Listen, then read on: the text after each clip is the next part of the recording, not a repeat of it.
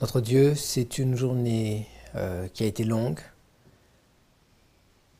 et nous voulons nous réjouir de ce temps où nous n'aurons plus à compter les heures et le temps et nous serons chacun dans ta parole pour l'éternité.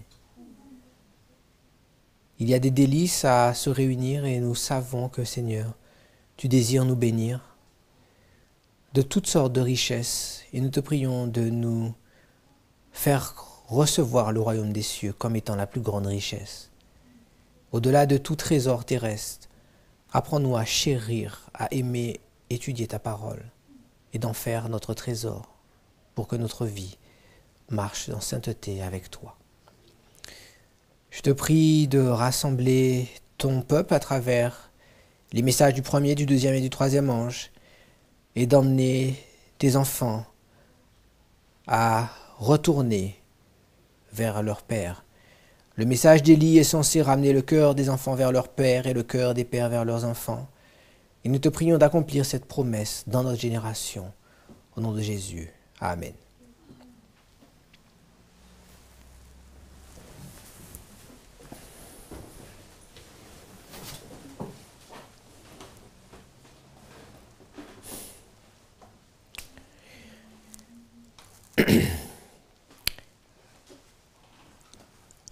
Nous nous sommes arrêtés sur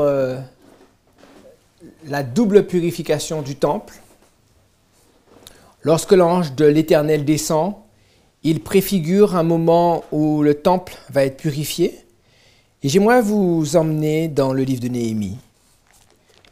Néhémie au chapitre 13.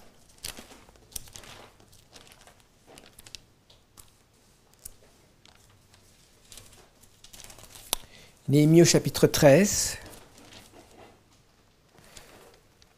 au verset 23 et suivant.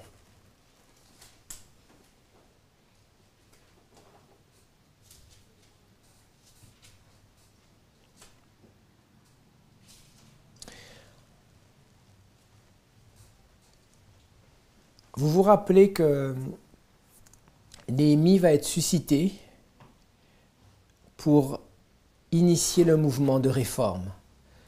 Le mouvement de réforme qui va faire le peuple captif sortir de Babylone et de retourner à Jérusalem. En particulier, il va être celui qui va terminer de construire les murs et de mettre les portes. C'est l'accomplissement de Daniel chapitre 9 au verset 24 à 26. Mais il va se passer, une fois après avoir fait l'alliance avec l'Éternel,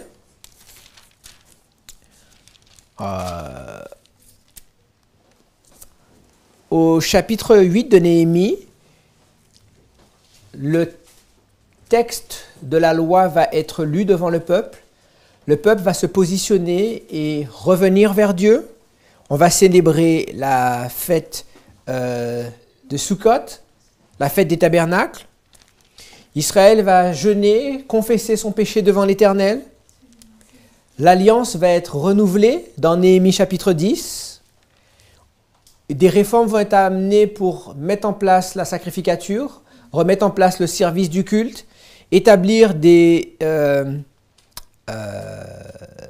colons qui vont sortir de Babylone pour venir repeupler Jérusalem, en particulier des sacrificateurs et des Lévites.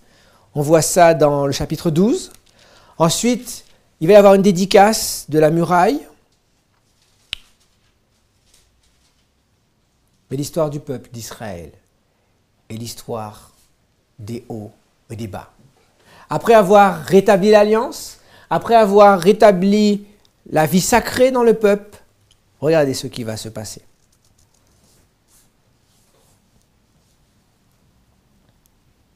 Au verset 11. Je fis des réprimandes aux magistrats et je dis, pourquoi la maison de Dieu a-t-elle été abandonnée? Et je rassemblai les Lévites et les chantres et je les remis à leur poste. Très intéressant. Qui est Néhémie?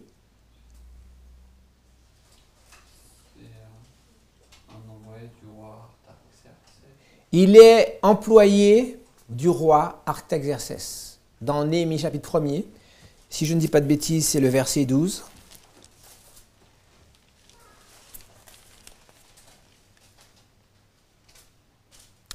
Oui, c'est ça. Non, c'est le verset 11. Le verset 11 dit « J'étais alors échanson du roi ». Est-ce que Néhémie est un lévite? Est-ce que c'est un prêtre? Est-ce que c'est un ancien? Un pasteur? Néhémie est ce qu'on appellerait un laïc. Et pourtant, toute l'œuvre de reconstruction de l'édifice littéral et spirituel de Dieu va reposer sur ses épaules. Et je trouve très intéressant de voir que Néhémie va faire des reproches au magistrat, et lui qui n'est pas un prêtre, il va mettre en place la sacrificature. Je rassemblai les Lévites et les chantres, et je les remis à leur poste. Allons dans le verset 15. Néhémie 13, verset 15. À cette époque, je vis en Juda des hommes foulés au pressoir pendant le sabbat, rentrer des gerbes, chargés sur des ânes, même du vin, des raisins et des figues et toutes sortes de choses, et les amener à Jérusalem le jour du sabbat. Et je leur donnais des avertissements le jour où ils vendaient leurs denrées. Après avoir fait toutes les promesses à Dieu, il va se passer que le peuple va retomber.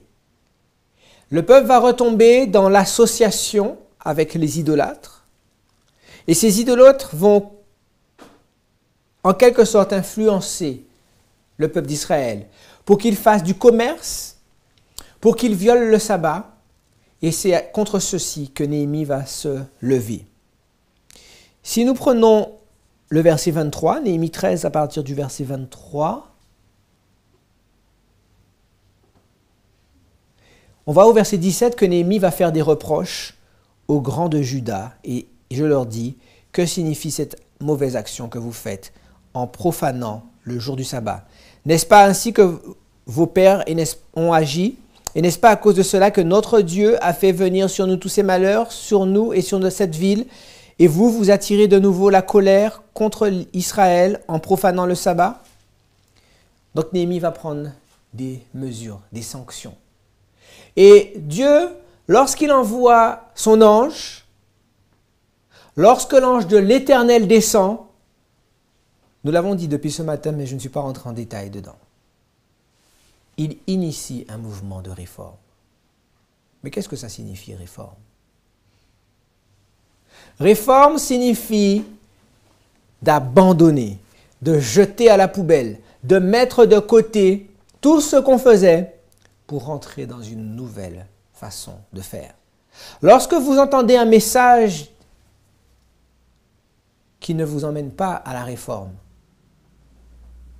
lorsque la vérité présente est en train de circuler dans les rangs de l'adventisme, vous savez que c'est un message de faux prophète.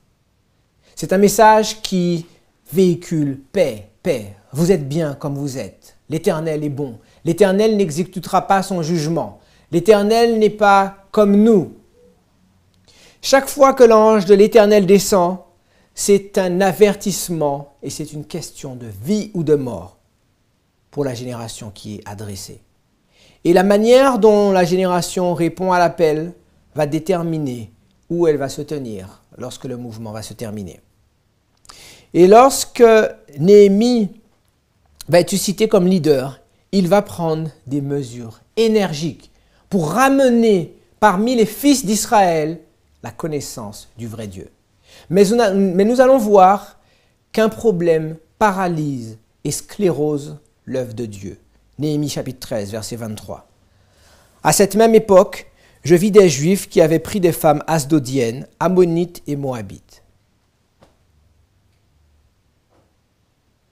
Ici, vous voyez la triple union du dragon, de la bête et du faux prophète. Les Asmoniens, les Asdodiens et les Moabites. Édom, Moab, les fils d'Ammon. L'un des problèmes auxquels était confronté Néhémie lorsqu'il était en train d'amener la réforme est le fait que certains fidèles ou certains croyants s'étaient associés avec des femmes étrangères. C'est une réalité matérielle, littérale, mais c'est aussi une réalité spirituelle. Car qu'est-ce que c'est une femme dans la Bible? C'est une église. Donc lorsque Néhémie va être suscité, le cœur des fidèles va s'attacher aux églises étrangères. Les nouvelles formes d'évangélisation, l'évangélisation par le gospel music, l'évangélisation par les pièces de théâtre, les cafés églises, toutes ces formes de spiritisme moderne qui empêchent les enfants d'Israël de connaître les chemins et les voies de l'Éternel. Une des autres conséquences de cette association avec ces femmes étrangères, c'est le verset 24. La moitié de leurs fils parlaient l'asdodien et ne savaient pas parler l'hébreu. Ils ne connaissaient que la langue de tel ou tel peuple. Et là encore, c'est une réalité littérale, mais c'est aussi une réalité spirituelle. Les enfants de la captivité avaient perdu le langage du peuple du livre. Ils avaient appris la langue de Babylone. Lorsqu'on leur parlait de SMS, de Facebook, de PSG, de cinéma, de Beyoncé, ils connaissaient ce langage-là. Mais lorsqu'on leur parlait de la parole de Dieu, c'était devenu un livre étrange pour eux. Car ils avaient perdu la connaissance de la langue de Canaan. C'est une réalité triste, chers amis.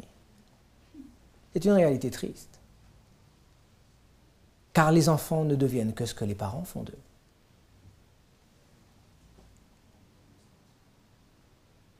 Mais ce n'est pas notre sermon aujourd'hui. Le temps viendra où la question de l'éducation sera abordée. Je leur fis des réprimandes et je les maudis. J'en frappais quelques-uns, je leur arrachais les cheveux et je les fis jurer au nom du Dieu en disant « Vous ne donnerez pas vos filles à leurs fils et vous ne prendrez leurs filles ni pour vos fils ni pour nous. »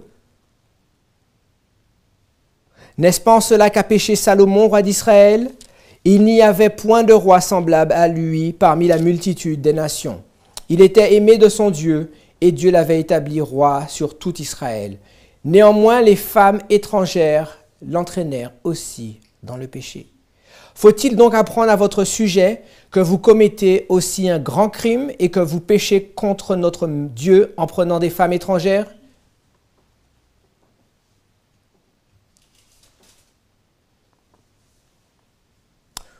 Pour intéresser nos jeunes à l'Évangile, il faut faire plus de concerts dans les églises. Il faut faire des concours. Il faut faire des tournois de sport. Mais le sport, c'est l'apanage du monde, chers amis.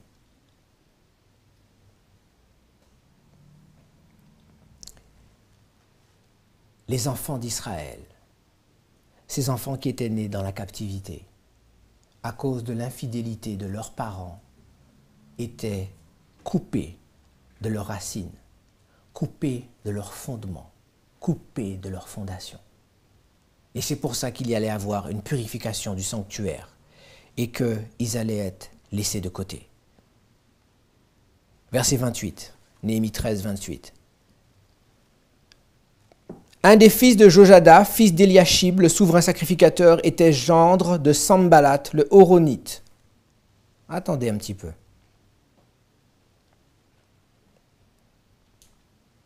Un des fils de Jojada, fils d'Eliashib, le souverain sacrificateur, était gendre de Sambalat, le Horonite.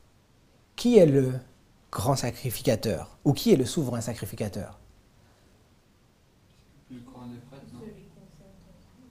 C'est celui qui fait partie de la lignée d'Aaron. C'est le seul qui peut rentrer dans le Saint des Saints au jour des expiations. Parmi les Lévites, tous n'étaient pas prêtres. Certains étaient utilisés simplement pour les tâches manuelles et étaient des assistants au sanctuaire. Mais le plus haut degré de sacrificature était de faire partie de la lignée d'Aaron et de pouvoir officier dans le Saint des Saints. Et que nous dit la parole de Dieu? L'un des fils du grand sacrificateur, autrement dit, celui qui allait être appelé un jour à devenir grand sacrificateur lui-même, à qui était-il marié? À la fille de Sambala, le Horonite,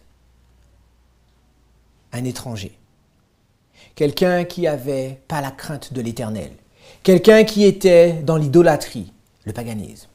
Et là encore, c'est une réalité littérale, mais qui a aussi une application spirituelle. Lorsqu'on regarde les familles de nos prédicateurs, les familles de nos pasteurs, les familles de nos grands administrateurs dans notre Église, nous n'avons pas besoin de tellement discuter.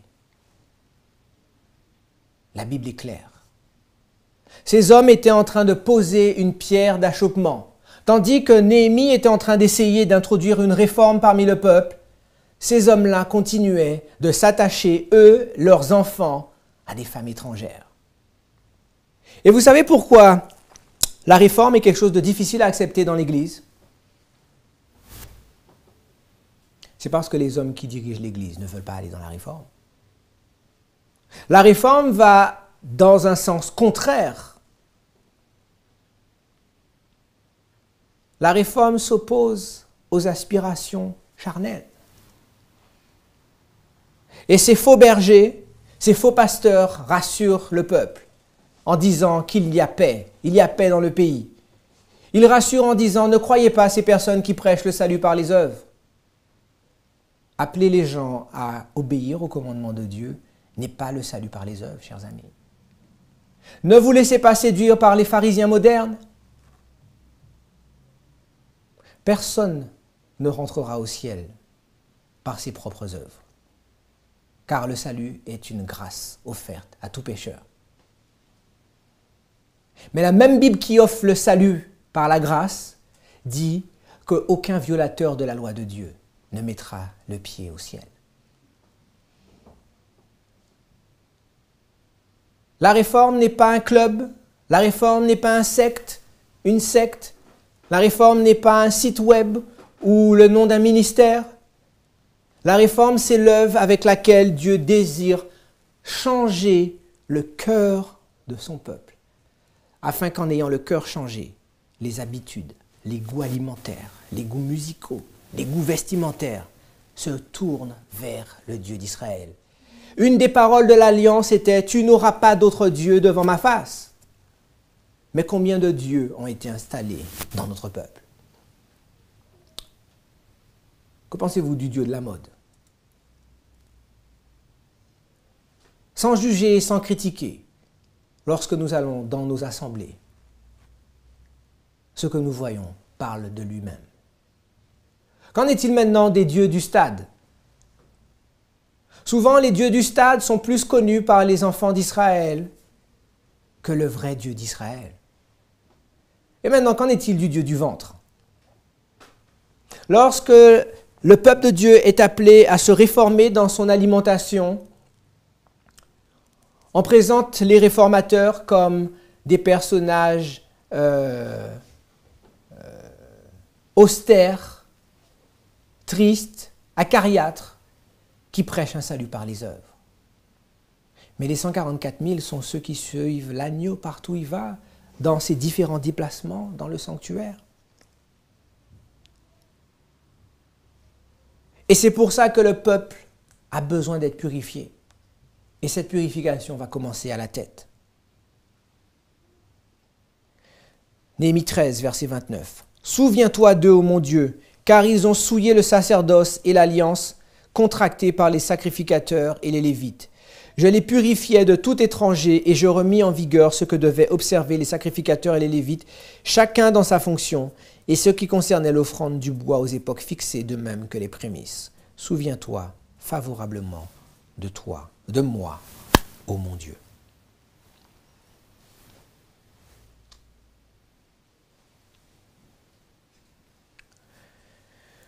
Le fait d'avoir souillé le sacerdoce va faire que Jojada le fils du grand sacrificateur, va être chassé. Non seulement il va être retiré du sacerdoce, mais il va être coupé de la communauté. Et c'est une chose que l'ange de l'Éternel vient faire lorsqu'il descend et qu'il choisit un nouveau leadership en décalage avec la pensée humaine. Ceux à qui le sacerdoce avait été confié sont retirés de l'œuvre. Eliashib était le futur grand sacrificateur et c'est un laïc qui va le réprimander. Lui dire qu'il fait honte au ministère, qu'il souille la sacrificature et qu'il va être retranché. Sous certains aspects, c'est la même chose qui se produit du temps de l'expérience millérite. Revenons dans Apocalypse au chapitre 10. Apocalypse 10.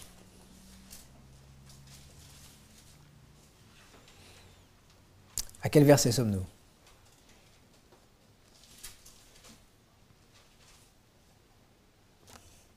Nous sommes au verset 1er. Nous avons déjà fait 2 heures et nous sommes toujours qu'au verset 1er. Je vis un autre ange puissant qui descendait du ciel, enveloppé d'une nuée. Au-dessus de sa tête était l'arc-en-ciel et son visage était comme le soleil. Allons maintenant un peu dans le soleil.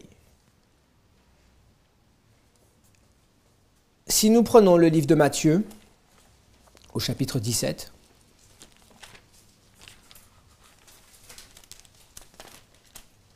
Matthieu chapitre 17.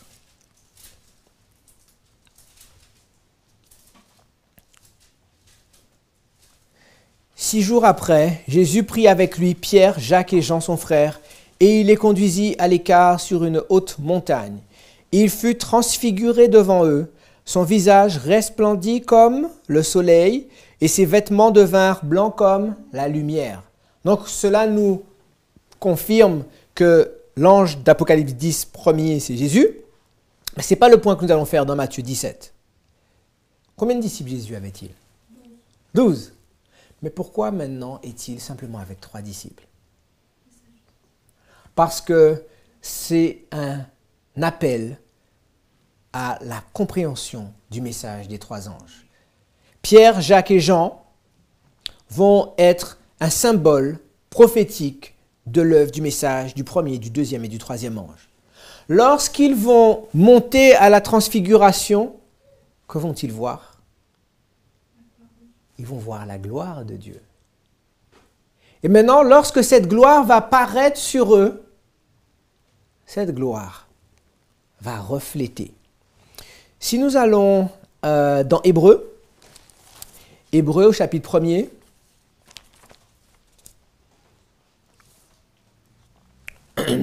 Hébreux chapitre 1er au verset 3. Le Fils est le reflet de sa gloire et l'empreinte de sa personne, et il soutient toutes choses par sa parole puissante. Il a fait la purification des péchés et s'est assis à la droite de la majesté divine dans les lieux très hauts. On nous dit que Christ est l'empreinte de sa personne, il est le reflet de la gloire de Dieu. Donc, la gloire, elle émane du Père, et du Père, elle émane vers le Fils. Il est le reflet, l'empreinte de sa gloire. Vous suivez jusque-là? Allons dans 2 Corinthiens. Allons dans 2 Corinthiens.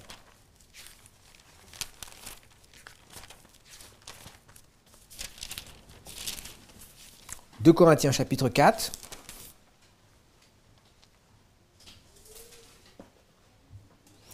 Avant d'aller dans le chapitre 4, on va aller dans le chapitre 3. «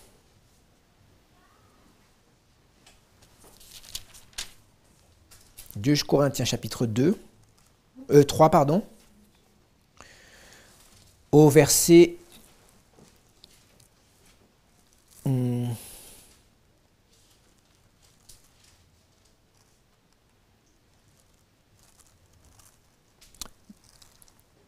Nous allons commencer au verset 12. « Ayant donc cette expérience, nous usons d'une grande liberté et nous ne faisons pas comme Moïse qui mettait un voile sur son visage pour que les fils d'Israël ne fixent pas les regards sur la faim de ceux qui étaient passagers. Mais ils sont devenus durs d'entendement, car jusqu'à ce jour, le même voile demeure quand ils font la lecture de l'Ancien Testament, et ils ne se lèvent pas parce que c'est en Christ qu'il disparaît. Le fait de ne pas avoir reçu l'évangile du Christ, même s'ils continuent de pratiquer leur service et leur rite, un voile est devant leurs yeux. Parce que lorsque Christ est paru, le voile qu'il y avait sur l'évangile a été levé. Mais ils ne le savent pas. Jusqu'à ce jour, quand on lit Moïse, un voile est jeté sur le cœur. Mais lorsque les cœurs se convertissent au Seigneur, le voile est ôté. Or, le Seigneur, c'est l'Esprit, et là où est l'Esprit du Seigneur, là est la liberté. Nous tous, dont le visage découvert reflète la gloire de Dieu, nous sommes transformés en la même image de gloire en gloire par l'Esprit du Seigneur. En contemplant Christ dans un miroir, nous sommes transformés de gloire en gloire. Donc lorsque nous revenons dans Matthieu 17,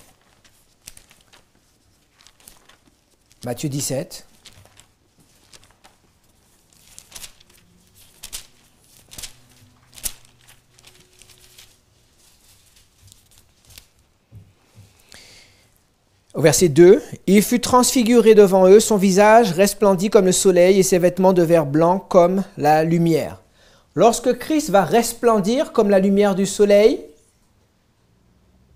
ses disciples, en le contemplant, que va-t-il leur arriver? Ils vont être transformés à la même image, de gloire en gloire.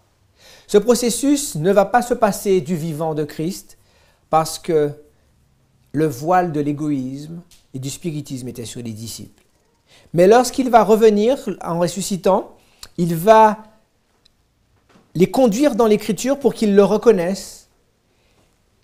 Maintenant qu'ils vont le reconnaître dans l'Écriture, il va pouvoir être enlevé dans les nuées et les disciples vont continuer maintenant à suivre Christ et maintenant se remémorer les 3 ans et demi de formation qu'ils ont eus et de se rappeler que cette gloire qu'ils ont vue à la montagne de transfiguration est la manière dont Dieu désirait les conduire dans le chemin de l'éternité.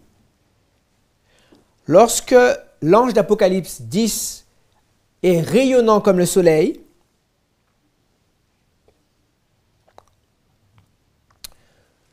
il est en train de parler de l'œuvre de transformation qui va se produire dans le mouvement millérite. Cette transformation qui va les emmener à sortir des erreurs du protestantisme pour être purifiés dans l'adventisme. Si nous lisons le livre de Philippiens chapitre 3,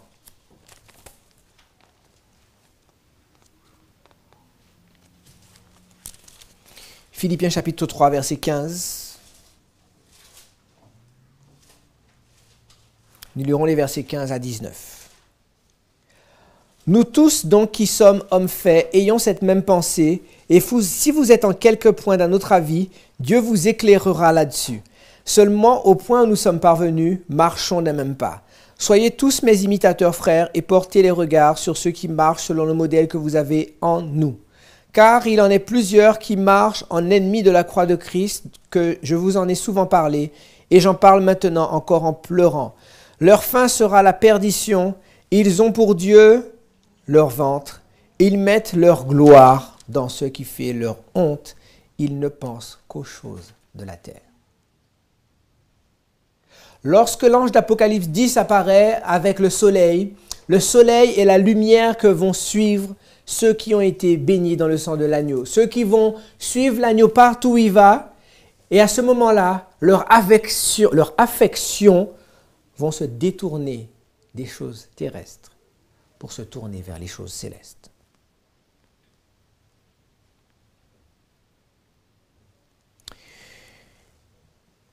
Dans Matthieu, au chapitre 13. Matthieu chapitre 13.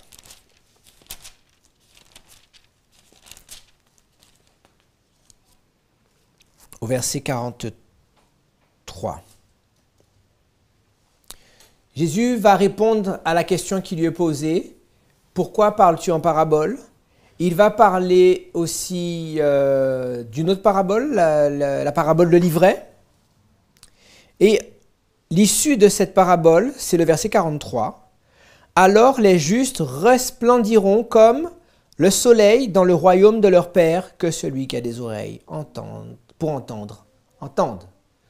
Comment les justes vont-ils briller? Comme le soleil, parce qu'ils vont refléter la gloire de Jésus, vue elle-même venue du Père. Lorsque l'Église est criblée, lorsque la séparation finale sera faite, il n'y aura que deux catégories. Et quel que soit votre sexe, votre origine, votre niveau social, votre pays, votre culture, vous ne pourrez tenir qu'à deux endroits. Si nous allons dans le livre de Daniel, Daniel au chapitre 12,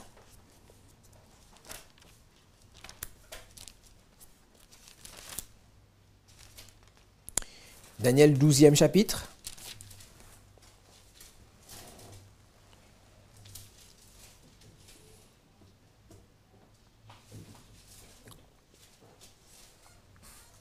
Au verset 3.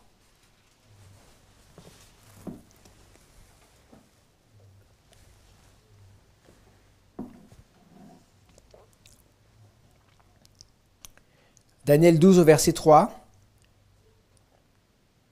Ceux qui auront été intelligents brilleront comme la splendeur du ciel, et ceux qui auront enseigné la justice à la multitude brilleront comme les étoiles à toujours et à perpétuité.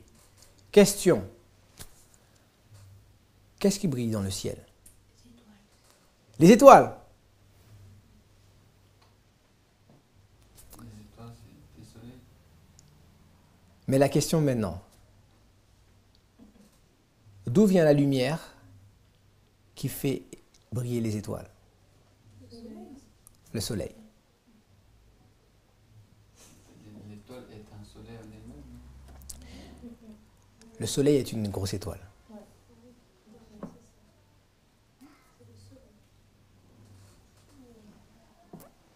Daniel 12, verset 10. Plusieurs seront purifiés, blanchis et éprouvés. Les méchants feront le mal, et aucun des méchants ne comprendra, mais ceux qui auront de l'intelligence comprendront. Il n'y aura que deux catégories au grand jour de l'Éternel. Ceux qui brilleront comme les étoiles. Ceux qui auront reflété la lumière de Dieu, ceux qui auront reflété la gloire de Dieu, le soleil de justice. Et ils seront purifiés, blanchis, éprouvés. Premier, deuxième, troisième ange. Et d'un autre côté, il y aura les méchants. Et une des caractéristiques des méchants, c'est que les méchants ne comprendront rien. Ils ne comprendront pas l'accroissement de la connaissance qui est censé produire un peuple saint qui doit rencontrer son Seigneur. Ça va jusque-là? Revenons dans Apocalypse chapitre 1er. Apocalypse 10. À quel verset sommes-nous? Apocalypse chapitre 10, verset 1er. Je vis un autre ange puissant qui descendait du ciel, enveloppé d'une nuée. Au-dessus de sa tête était l'arc-en-ciel, et son visage était comme le soleil, et ses pieds étaient comme des colonnes de feu. Nous allons nous attarder maintenant aux pieds. Allons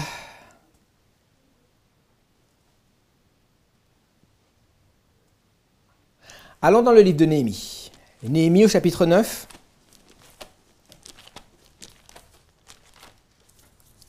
Néhémie au chapitre 9. Néhémie au 9e chapitre, nous lisons au verset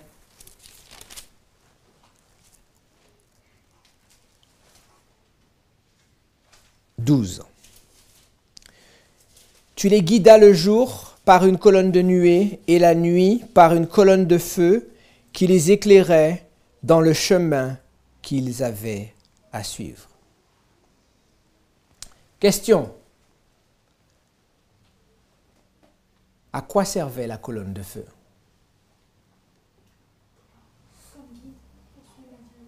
Comme guide. Pour éclairer. Pour remplir le temple de la gloire de Dieu. Pour remplir le temple de la gloire de Dieu. Tout ça, ce sont des bonnes réponses. Qui les éclairait dans le chemin qu'ils avaient à suivre. Très bonne réponse, ma sœur. Et quel était le chemin qu'ils devaient suivre? Ils devaient suivre les chemins du passé. Chaque fois que l'Éternel suscite un mouvement de réforme et de réveil, quelle est la direction qui est montrée à ce peuple? Revenir sur les anciens sentiers. Vous connaissez ce texte célèbre de Jérémie, Jérémie chapitre 6 au verset 16. Allons-y, Jérémie chapitre 6 au verset 16.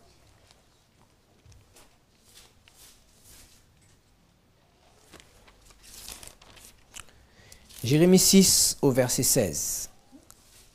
Ainsi parle l'Éternel, placez-vous sur les chemins, regardez et demandez quels sont les anciens sentiers, quelle est la bonne voie, marchez-y et vous trouverez le repos de vos âmes. Mais ils répondent, nous n'y marcherons point. Une des autres choses que nous pouvons associer à la descente de l'ange de l'Éternel, c'est que chaque fois que l'ange de l'Éternel descend, c'est pour offrir le rafraîchissement ou encore le repos à son peuple. OK?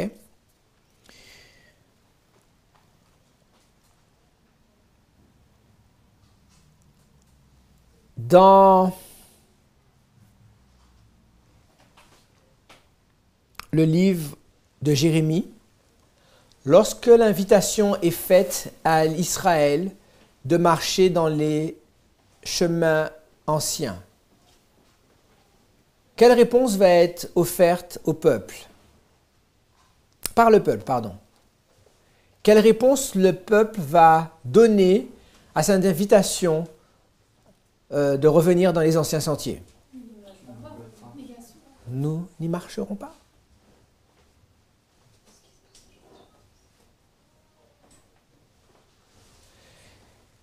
Une des tristesses qui brise le cœur de Dieu, c'est le fait que malgré toutes les manifestations de patience, d'amour, de tendresse que Dieu a démontré à son peuple est un peuple au cou raide. Et c'est un peuple qui veut se tourner toujours vers les dieux étrangers. Et ce texte de Jérémie est une réalité littérale du temps de Jérémie, mais c'est une réalité spirituelle et prophétique à la fin des temps. Ici, il ne s'agit pas d'attaquer qui que ce soit, de condamner un tel ou une telle. La Bible dit que lorsque l'Éternel va demander de revenir dans les sentiers du passé, son peuple va répondre, nous n'y marcherons pas. Et d'ailleurs, cela s'est répété à plusieurs reprises. Lorsque Moïse va faire sortir Israël d'Égypte, 1 Corinthiens 10 au verset 5 nous dit que la majorité d'entre eux périrent car ils ne crurent pas. Parmi ceux qui sont sortis d'Égypte avec Moïse, il n'y a que 2 qui sont entrés dans la Canaan terrestre. Dans Témoignages pour l'Église, volume 8, pages 296 et 297,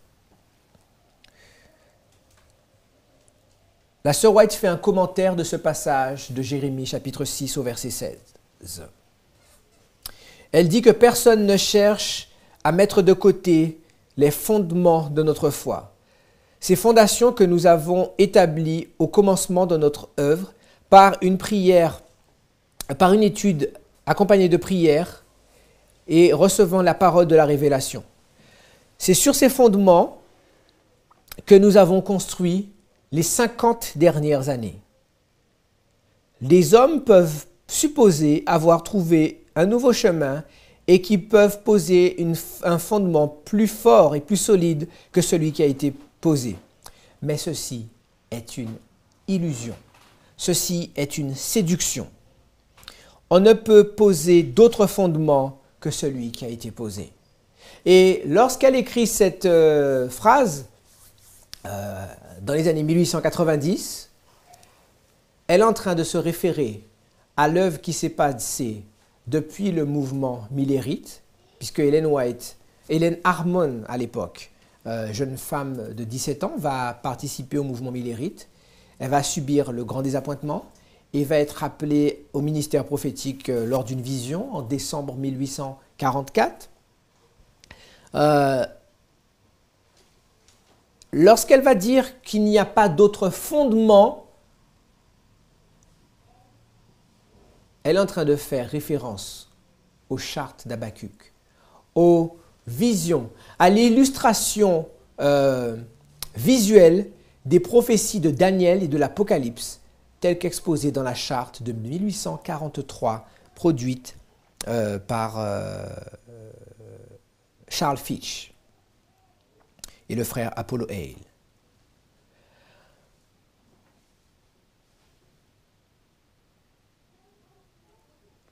Par le passé, plusieurs ont entrepris l'œuvre de construire une nouvelle foi et d'établir des nouveaux principes.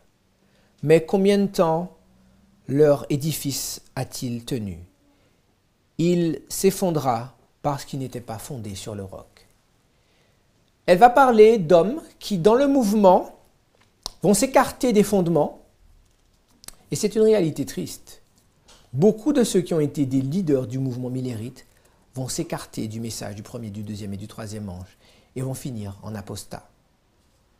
Et elle est en train de parler de leur expérience pour montrer que même si on a au départ un bon cœur, même si on veut prêcher une bonne doctrine, à partir du moment où on est déconnecté de la plateforme du message du troisième ange, on est dans un fondement qui est posé sur le sable. Et ce fondement, tôt ou tard, il s'effondrera. Même si on est des chrétiens charitables et qu'on enseigne des doctrines et des vérités bibliques. Toujours dans l'esprit de prophétie, il y a une citation qui est tirée de Review and Herald du 14 avril 1903. L'avertissement est venu. Rien ne doit venir perturber et détruire la fondation de la foi que nous avons établie depuis que le message vint en 1842, 1843 et 1844. Quel message est venu en 1842, 1843 et 1844? Le message du premier et du deuxième ange, la séparation d'avec les églises apostates et l'arrivée du message du troisième ange, bien entendu. J'étais dans ce message et depuis, je me suis tenu devant le monde avec la lumière que Dieu m'a donnée. Je me suis tenu fidèle au poste.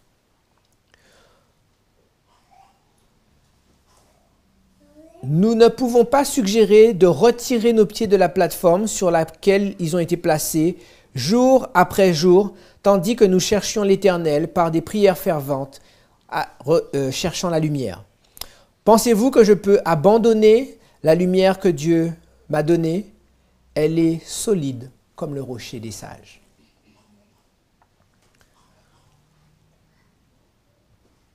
Lorsque Christ va descendre avec les pieds de feu, la colonne de feu était la direction dans laquelle Dieu désirait emmener l'œuvre. Et cette œuvre, il désirait l'emmener dans les sentiers du passé. Et chaque fois que des nouvelles générations vont se lever, suggérant qu'il faut annuler, questionner ces fondements, c'est l'œuvre du mysticisme et du spiritisme qui est en train de rentrer dans l'Église. La méthode d'évangélisation des prêtres catholiques a infiltré nos séminaires théologiques. Nous sommes en train d'utiliser les méthodes d'interprétation biblique de Rome pour expliquer au peuple de Dieu les vérités de la parole de Dieu. Et c'est la raison pour laquelle il y a deux versions aujourd'hui. Il y a la méthode d'interprétation par comparaison de textes bibliques, et il y a la méthode historico-critique. Mais où mène la méthode historico-critique? Elle mène à renverser les fondements et les piliers qui ont fait ce mouvement, qui ont fait l'ADN spirituel de ce peuple qui était appelé le peuple du livre. Lorsque les grands, les savants, les théologiens étudient, ils prennent la Bible comme un livre technique à la portée de l'intelligence humaine. Et ils prétendent comprendre et expliquer Dieu par des langages savants et des subtilités scientifiques avancées. Ainsi, on ne va pas comparer l'écriture ligne après ligne, mais on va se demander qui a écrit, pourquoi il a écrit, est-ce que c'était la bonne année qu'il a écrit, est-ce que ça parlait vraiment de ce qu'il a écrit. C'est une méthode qui jette le doute et le scepticisme sur ce que l'Éternel a vraiment dit. Et c'est la même science qui a été prêchée dans le jardin d'Éden, dans Genèse chapitre 3. Dieu a-t-il vraiment dit? Ainsi, lorsqu'Apocalypse 10, verset 1er nous dit que l'ange va descendre avec des pieds de feu,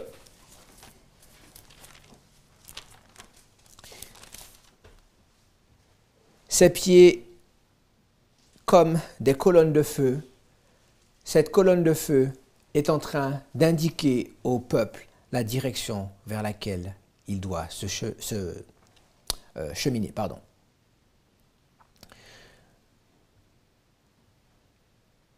Nous sommes toujours au verset 1er. Allons dans Actes. Allons dans Actes au chapitre 2.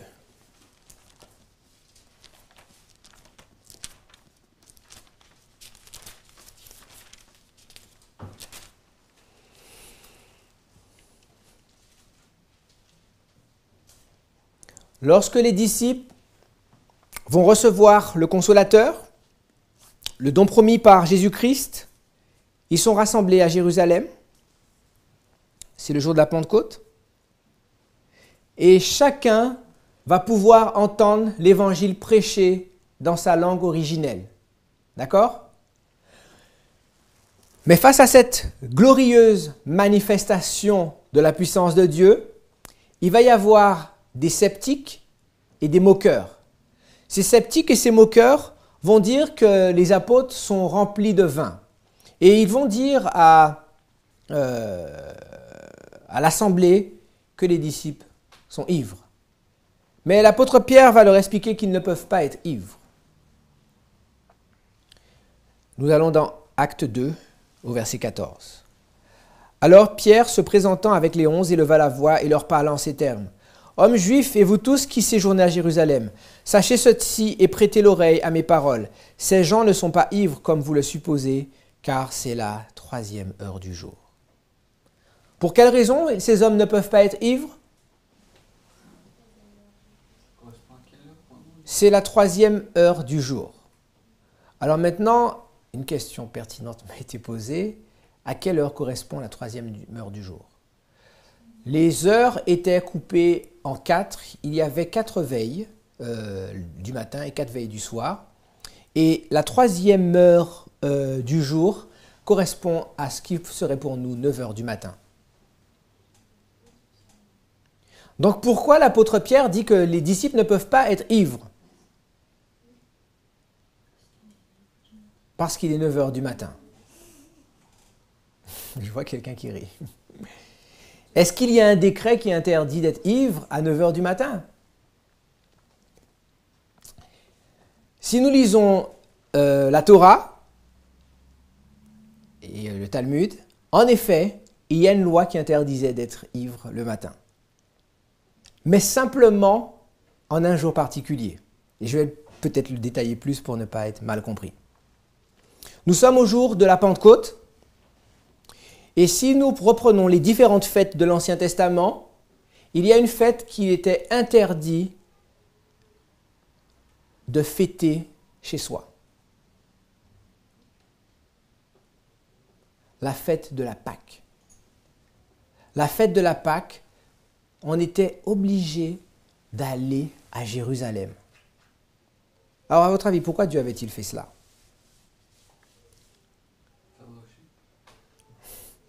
Pour la communion fraternelle. Lorsque l'agneau de Dieu qui ôte le péché du monde allait mourir, Dieu avait fait correspondre cette crucifixion au moment de la Pâque. Donc, de toute la diaspora, les gens affluaient à Jérusalem pour fêter la Pâque. Et c'est la raison pour laquelle, lorsque les disciples vont prêcher, il y a des gens venant de tous les pays du monde. Ce sont des adorateurs qui sont venus observer la Pâque et la fête des prémices. On est d'accord? Jusque-là, c'est bon? Maintenant, le jour de la Pentecôte, il y avait une obligation d'assister au service de la synagogue. Donc, quiconque était un adorateur devait assister au service de la synagogue. Et les services de la synagogue ne terminaient pas avant 11 heures du matin pour nous. D'accord? Et une des autres choses qui était préconisée pour les Juifs, c'est que le jour de la Pentecôte, ils devaient effectuer un jeûne. Ils ne devaient ni manger ni boire. Est-ce que maintenant nous comprenons pourquoi Pierre va dire que ces hommes ne sont pas ivres, car ce n'est que la 3e heure. À cause de la loi qui interdisait la prise de boissons, la prise d'aliments lors du service de la Pentecôte, les hommes ne pouvaient pas être ivres. Ok? Mais c'est ici ce qui a été dit par le prophète Joël. Dans les derniers jours, dit Dieu, je répandrai mon esprit sur toute chair, vos fils et vos filles prophétiseront, vos jeunes gens auront des visions et vos vieillards auront des songes.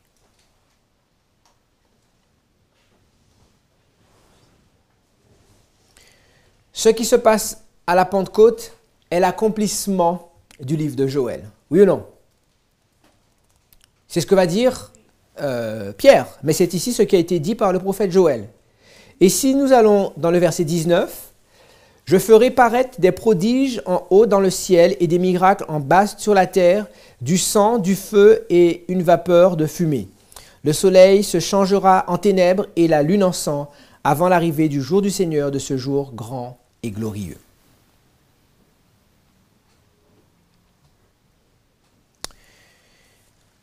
Lorsque l'effusion du Saint-Esprit va s'effectuer à la Pentecôte, comment le Saint-Esprit se manifeste-t-il?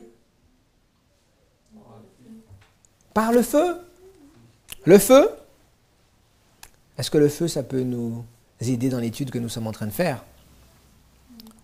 J'espère.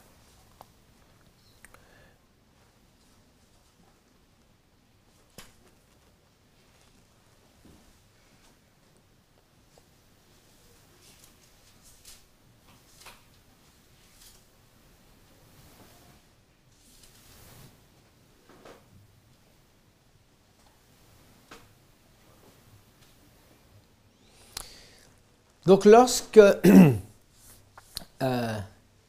ils vont recevoir ce feu,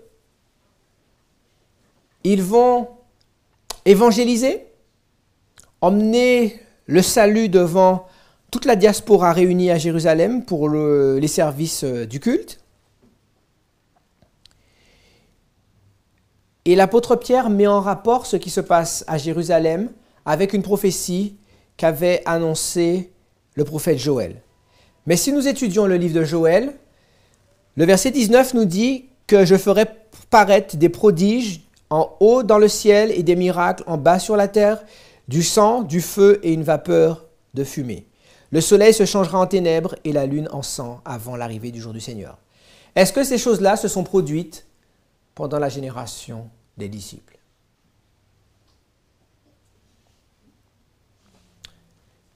La réponse est non. Quelle génération va voir le soleil s'obscurcir, les tremblements de terre, Les étoiles tombées.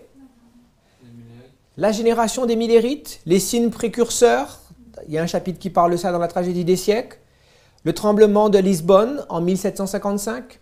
Le jour des ténèbres en 1780. La chute des étoiles en 1833. Pardon? Les réformateurs millérites, oui, merci. Donc, lorsque ces disciples vont recevoir le feu du ciel, ils vont prêcher l'évangile avec puissance. Nous l'avons établi. Maintenant, allons ensemble dans deux textes. Nous sommes obligés de préparer la conclusion, car le temps est là. Si nous allons dans le livre d'Éphésiens, Éphésiens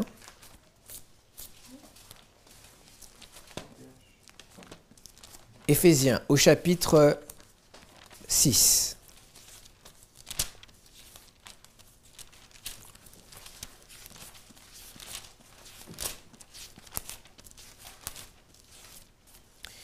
Éphésiens au chapitre 6.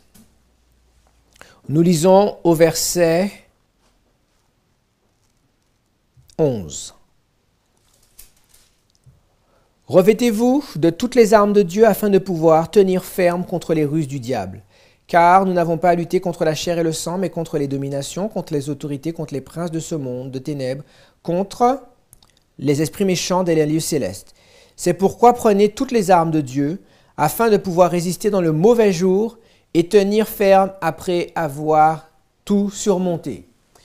On ne va pas le détailler, mais vous ferez une étude pour vous. Cherchez dans la Bible, avec votre concordance, à quoi réfère le mauvais jour.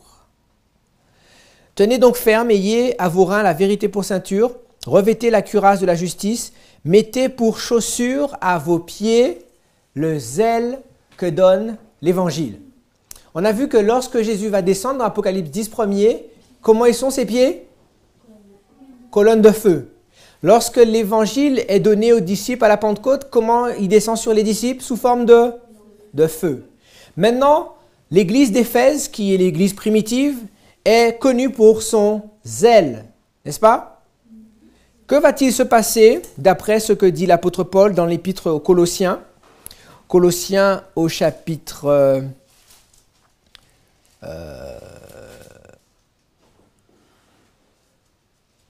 1er. Colossiens chapitre 1er, au verset 23. On va commencer au verset 21. « Et vous qui étiez autrefois étrangers et ennemis par vos pensées et par vos mauvaises œuvres, il vous a maintenant réconciliés par sa mort dans le corps de sa chair pour vous faire paraître devant lui saints, sans défaut et sans reproche, si du moins vous demeurez fondés et inébranlables dans la foi, sans vous détourner de l'espérance de l'évangile que vous avez entendu, qui a été prêché à certaines créatures sous le ciel et dont moi, Paul, j'ai été fait ministre. » C'est ce que dit l'Évangile? Non. Sans vous détourner de l'espérance de l'Évangile que vous avez entendu, qui a été prêché à toute créature sous le ciel. Attendez un instant.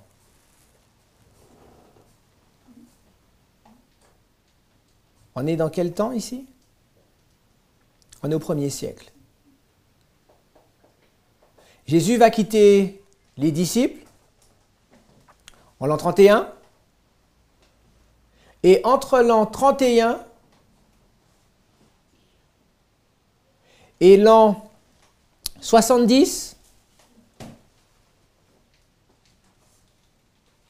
que dit l'apôtre Paul? Toute la création a entendu parler de l'Évangile. Je ne sais pas si nous nous rendons compte des distances. Il n'y avait pas d'Internet, pas d'électricité, pas de voiture, pas de gasoil, encore moins d'avions.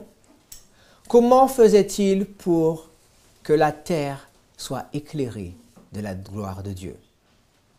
C'est la Pentecôte. La Bible nous ramène lorsque l'ange de l'Éternel descend à 3 Pentecôtes. La première Pentecôte qui est la Pentecôte de l'Église apostolique. En l'espace de 40 ans, le monde entier a été évangélisé.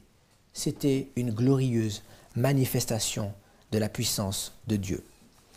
Si nous lisons Tragédie des siècles, à la page 663, l'ange qui vient participer à la proclamation du troisième message doit éclairer toute la terre de sa gloire. Cette parole annonce une œuvre universelle d'une puissance extraordinaire. Le mouvement adventiste de 1840-1844, parvenu à toutes les stations missionnaires du monde, fut une glorieuse manifestation de la puissance de Dieu.